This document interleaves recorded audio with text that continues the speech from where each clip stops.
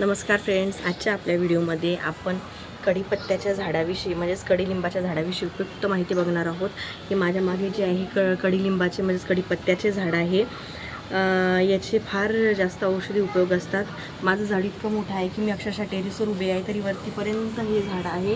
अगदी कडुलिंबाच्या झाडाप्रमाणे हे कढीपत्त्याचं म्हणजेच कढीलिंबाचं झाड वाढलेलं आहे. तर याची विषयी उपयुक्त माहिती म्हणजेच मराठीत कढीपत्तासाठी कढीलिंब हा शब्द वापरला जातो. हा स्वयंपाकघरात वापरला जाणारा एक महत्त्वाचा मसाला आहे, जो आमटी, पोहे आणि इतर अनेक पदार्थांमध्ये वापरला जातो आणि आरोग्यासाठी देखील अत्यंत फायदेशीर असतो.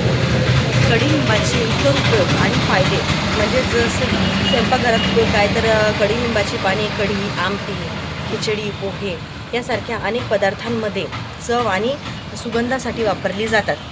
त्याचप्रमाणे आरोग्याचे फायदे सांगाल तर केसांच्या आरोग्यासाठी, जसे की केस गळणे थांबवण्यासाठी आणि केस पांढरे होण्यापासून रोखण्यासाठी.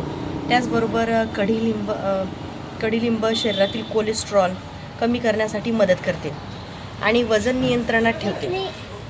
त्याचबरोबर मधुमेह, डोकेदुखी आणि मायग्रेनसारख्या समस्यामध्ये देखील ते अत्यंत फायदेशीर ठरते. कढीलिंबामध्ये व्हिटॅमिन ए, सी, ई आणि बी कॉम्प्लेक्स व्हिटॅमिन्स भरपूर प्रमाणात असतात.